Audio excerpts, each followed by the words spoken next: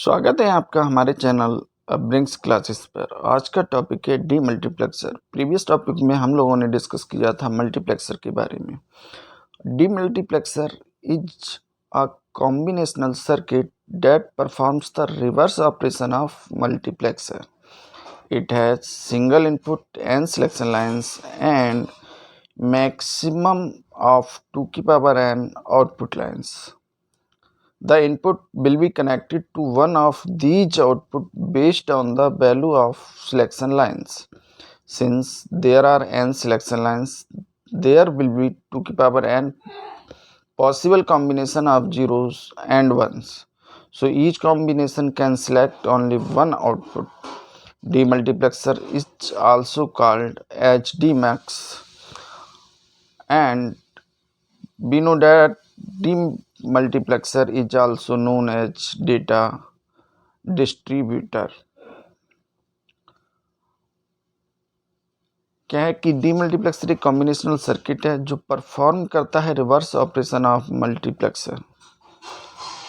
It has यानी कि इसमें एक सिंगल इनपुट होता है, एन सिलेक्शन लाइन्स होती हैं और 2 की पावर एन आउटपुट लाइन्स होती हैं। बट एट ए टाइम केवल एक ही आउटपुट एक्टिवेट होता है और वो भी किस पे डिपेंड करता है, हमारी जो वैल्यू होती है सिलेक्शन लाइन्स। तो अगर हम 1:4 डीमल्टीप्लेक्सर की बात करें तो has 1 input and 2 selection lines S1 and S0 and 4 output Y3, Y2 and Y4। Demultiplexing की टेक्निक को लागू करने के लिए जिस हार्डवेयर डिवाइस को यूज किया जाता है उसे डीमल्टीप्लेक्सर कहते हैं। मल्टीप्लेक्सर के माध्यम से प्रसारित किए गए सिग्नल्स को रिसीवर एंड पर डीमल्टीप्लेक्सर के द्वारा रिसीव किया जाता है। डीमल्टीप्लेक्सर का यूज हम नेटवर्क, इंटरनेट में, सैटेलाइट, टेलीफोन नेटवर्क में और कंप्यूटर के इंटरनल कंपोनेंट जैसे विभिन्न मेमोरी डिवाइस एंड सीपीयू को जोड़ने के लिए भी करते हैं।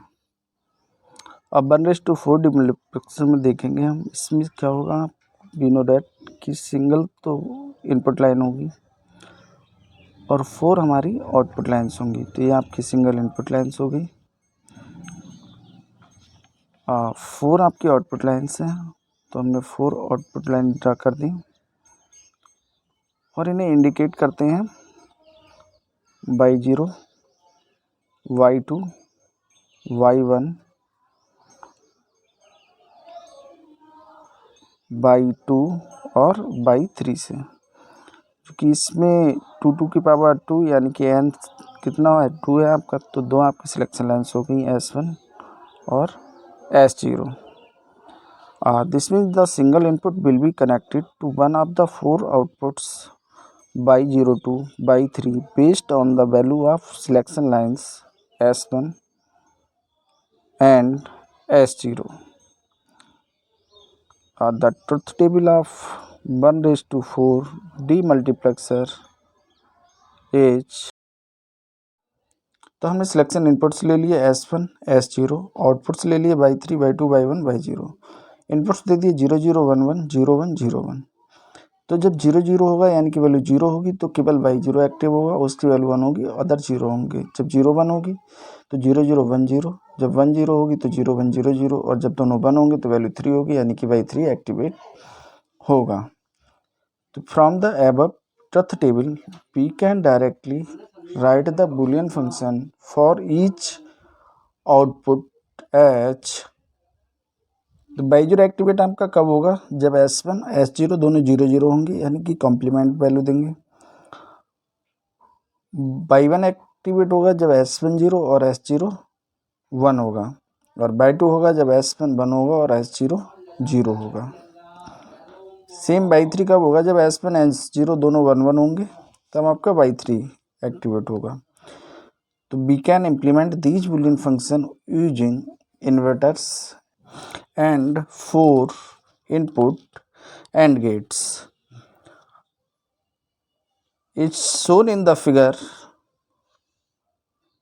I आपका इनपुट है, S1 और S0 क्या है, आपकी सिलेक्शन लाइन्स है। तो I3 आपका कब एक्टिवेट होगा, जब दोनों वैल्यू कितनी होंगी, 1 1 होंगी। I2 आपका एक्टिवेट होगा जब S1 क्या होगा आपका 1 होगा और S0 क्या होगा आपका 0 होगा। तो IT को कनेक्ट करेंगे हम S1 की जो नॉर्मल लाइन है आपकी, जहाँ से आपको नॉर्मल वैल्यू मिल रही है, ठीक है, वहाँ से हम किसे कनेक्ट कर देंगे S1 को, और S0 को कनेक्ट करेंगे जहाँ से हमने इन्वर्टर का कनेक्शन दिया है। तो इन्वर्टर का कनेक्शन कहाँ पे है, यहाँ से, तो यहाँ से हमने S0 कनेक्ट कर दिया।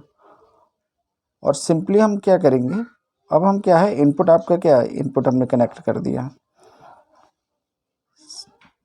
I1 कब आपका होगा एक्टिवेट, I1 एक्टिवेट होगा जब आपका S1 कॉम्प्लीमेंट वैल्यू दे रहा है यानी कि 0 है, और S0 क्या है, नॉर्मल वैल्यू दे रहा है यानी कि 1 है।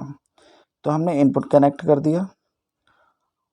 अब S0 क्या है, आपकी नॉर्मल वैल्यू है, तो S1 की हमने S0 की नॉर्मल वैल्यू ले ली, ठीक है, और S1 आपका क्या है, कॉम्प्लीमेंट वैल्यू दे रहा है। तो S1 जहाँ से हमने इन्वर्टर का यूज किया है तो यहाँ से दे दी, यहाँ से हमारा क्या होगा, I1 हो गया आपका कंप्लीट।